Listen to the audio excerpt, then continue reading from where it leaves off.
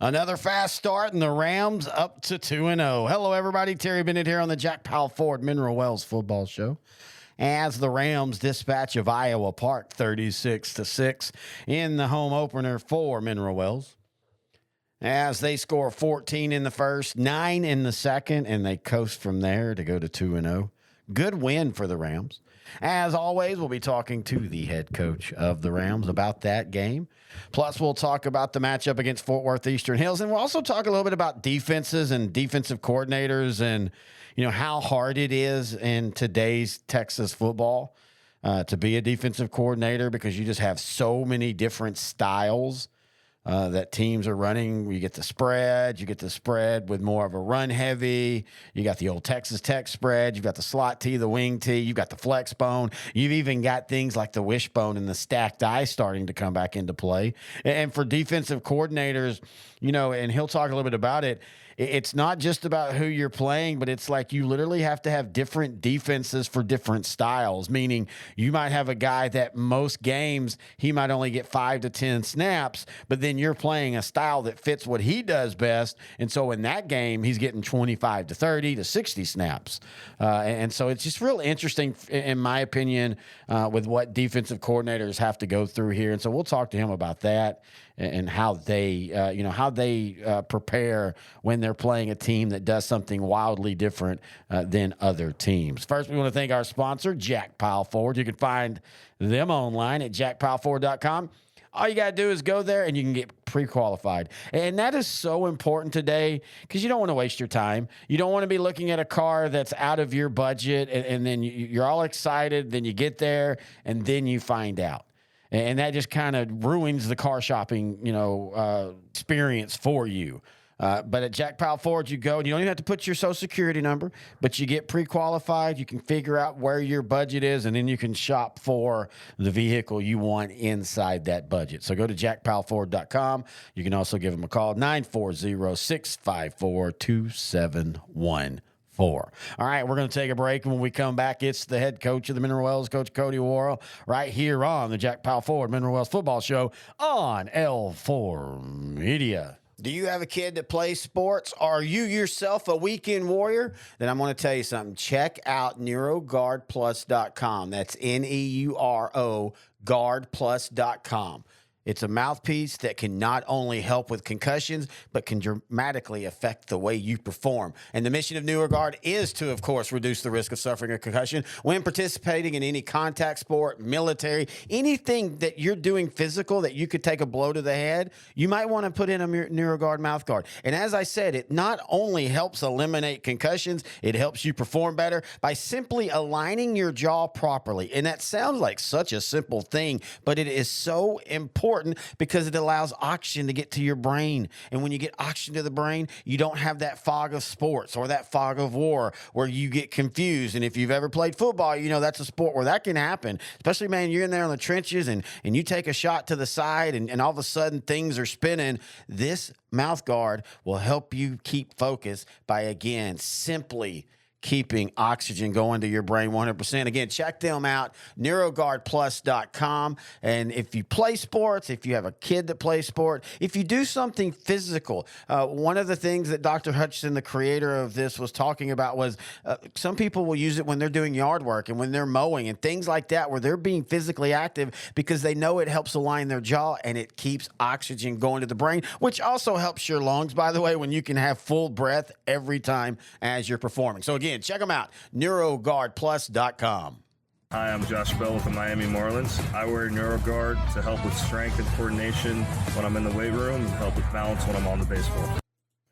Terry Bennett back here on the Jack Powell Ford Mineral Wells Football Show, now joined by the head coach of the Rams, Coach Cody Worrell. And, Coach, the 2-0 Rams as you beat Iowa Park 36-6. What were your thoughts on the game?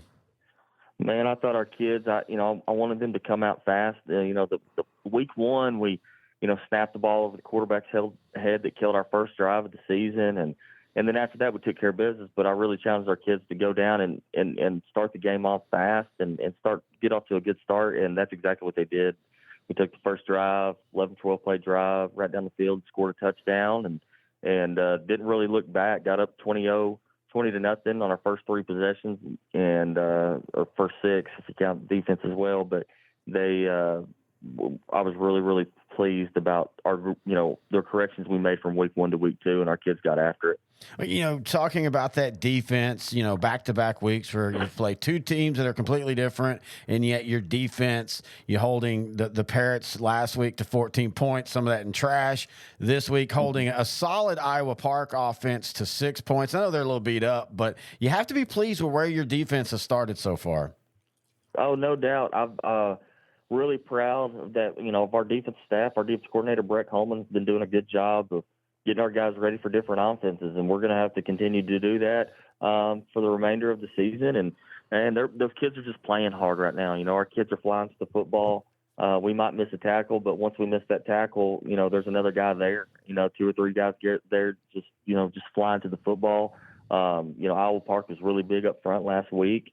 And our kids were undersized, but our kids played fast, and so they were able to penetrate gaps and move around and do some different things, and just, like I said, fly around at the football. So I've been really pleased with what our defense has been doing the first 2 weeks.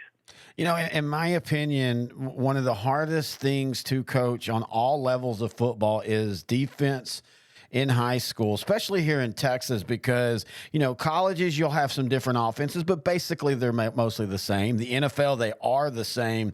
But in high school here in Texas, 1 week you're playing a team that's spreading the ball and throwing it 40 times, and then the next week you're playing a team that's playing everything inside the numbers, and they're going to run the ball 40 times. It truly is hard to be a defensive coordinator in the state of Texas. You're absolutely right. I mean, it is. It's just funny week to week what you have to prepare for defensively, what personnel packages, what kid fits what offense you're facing. I mean, that's a factor into what your defensive personnel is. And man, Iowa Park does a really good job of running a bunch of different formations, and we were worried about it all week. They'll run a tight end, they'll go empty, they'll go 2 by 2, 3 by 1, and they'll be in 2 back, 3 back sometimes. Tackle over. I mean, they just run a bunch of formations, and I was just super proud of the way our coaches had our kids being able to line up correctly to all those formations. That was one of the big differences I thought in the game. And we've talked about it before, but people that that follow the game but maybe have played it, they'll always ask me, why are coaches always talking about their players being in position? As a coach, explain just how important just simply being in the right lineup and having your feet where they're supposed to be, how important that is for your defense. Yeah, no, I mean, if you're not lined up correctly, you're already beat. And so if they go tackle over an unbalanced set and you don't slide to that, and they run a play where you're not there, you're beat. I mean, you're beat on alignment. I was talking to a coach this morning just about that. A team that came out in an unbalanced formation, and their defensive front didn't slide, and that's just something that they didn't adjust to. And he was upset with his coaches not preparing that. And he's exactly right. You're beat on alignment. Your kids don't have a chance if they're not aligned right. So that's the big thing is just making sure that your kids are, number one, lined up correctly, and then number 2, doing what they're coached to do. Now, in saying all that, when you're trying to each week change out, basically, like you said, personnel and style and stuff, depending on who you played, how do you balance out giving your kids information and then giving your kids too much information? Yeah, you don't want to make those kids overthink. Luckily, with the defensive philosophy that we have, I mean, it comes back from the old school 10-1 special days of Salina and Pilot Point, Butch Ford and G.A. Moore, those guys that off that tree. The design of the defense it's evolved. We're hardly ever in the true 10-1. We're hardly ever in our true special look. But the fronts that we give, we still have that mentality where those kids can get lined up and they're attacking based upon what formation. Never once in our defensive talk did we want our kids to stop and think. We want to play them fast and playing as fast as they possibly can. If they're penetrating a gap, they're penetrating a gap as fast as they can. If they're hitting a nose guard, they're doing it as fast as they can. If they're attacking a running back off the edge, they're doing it as fast as they can. So, personnel wise, the different formations, yes, we have to change personnel out. Yes, we have to make sure our kids are matched up with good receivers or tight ends or whatever the case may be.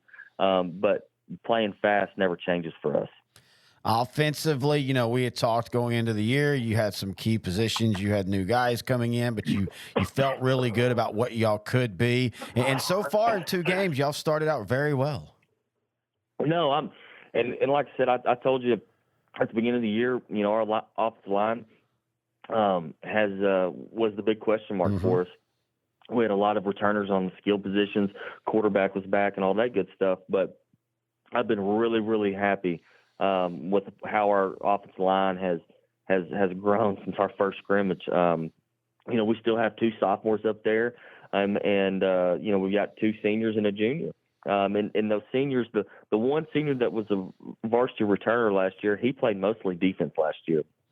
We had to move him over to the offensive side of the ball, and he's doing a phenomenal job.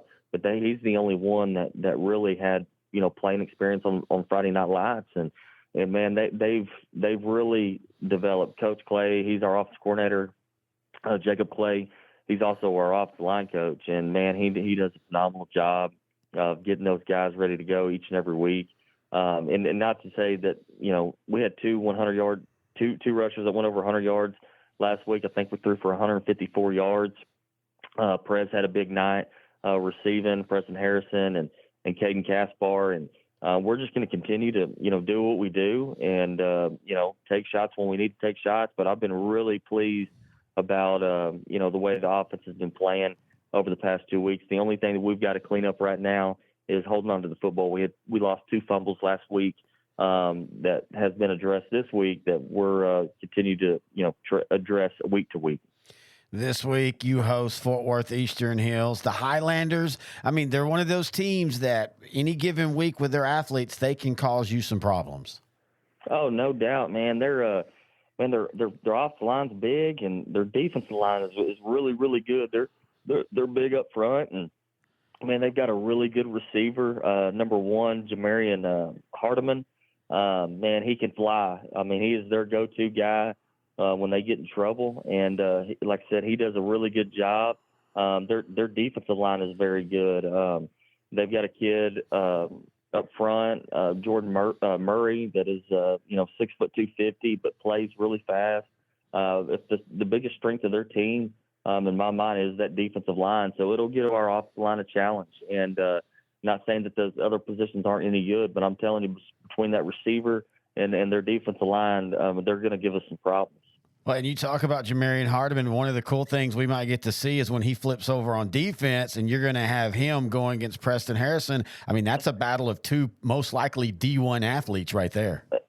No, absolutely. I'm sure that they'll put him on Prez, and so Prez will be challenged, with a bigger, cornerback that's very athletic and that's going to make him better. And so I want to see what he does against, a really good athletic, corner or whoever that, they put him at free safety when Prez is in tight. I want to see what Prez can do against those good, Division I athletes like himself.